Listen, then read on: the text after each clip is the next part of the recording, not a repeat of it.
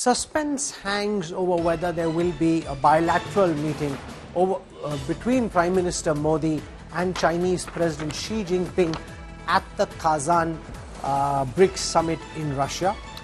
Yesterday, when India announced, and this morning China confirmed that there will be a pullback along the line of actual control, there was a lot of talk about the possibility of there being a bilateral today. Tomorrow is the summit, and then Prime Minister Modi leaves in the evening tomorrow. So now that that bilateral hasn't happened, there are questions about whether there will be a bilateral at all. Now the decks have been cleared for the bilateral. For the latest on this, I'm joined now live from Kazan by our Strategic Affairs Editor Gaurav Sawant. Gaurav, do we know when and whether a bilateral meeting between Prime Minister Modi and Xi Jinping will be taking place?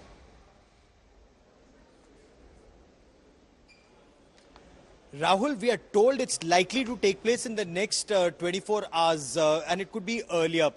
Right now, it's a bilateral with Iran's President Masoud Pezeshkian. There's already been one with Russian President Vladimir Putin, as we are well aware. The third bilateral remains, which everyone's, talking about and considers extremely crucial, is one between Chinese President Xi Jinping and Prime Minister Narendra Modi. From what sources tell India today, it's just an issue of scheduling. It's most likely taking place tomorrow morning or tomorrow afternoon in middle of the BRICS summit. Or they're both trying to find one window where the two will interact. It will be more than just a handshake, is what sources tell India today, and that higher direction to take this relationship forward. Because so far the agreement, Rahul, is only on disengagement of troops. Does it also mean de-escalation? Does it also mean de-induction?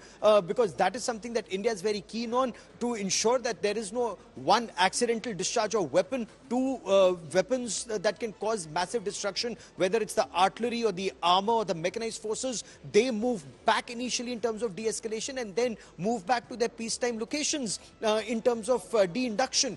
Once that happens, the relationship is on an even keel, and that can only happen when that higher direction of war comes or peace comes from the Prime Minister of India and the President of China. What is India insisting on? It's insisting on equal and mutual security, and equal and mutual security very clearly means China can mobilize much faster. China can bring in better forces and stronger forces more quickly to the line of actual control compared to India. India's infrastructure development is still taking some time. A lot of it has still happened. So equal and mutual security, Rahul, would mean that China moves its forces back much further. India moves its forces back some distance, because that trust factor has been shattered by Chinese actions in the summer of 2020. While China may seek to blame India, but there have been two instances, one in Doklam in 2017 and the second in Galwan and all across eastern Ladakh in 2020. So 2017 and 2020 have been two instances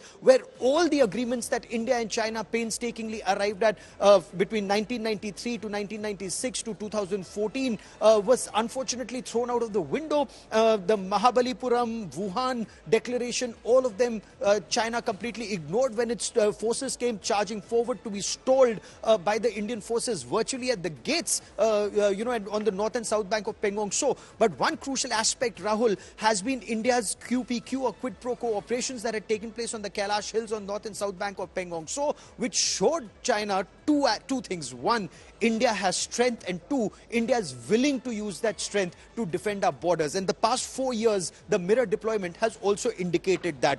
Will this strength lead to peace? Shakti se Shanti? That remains to be seen in the next 24 hours.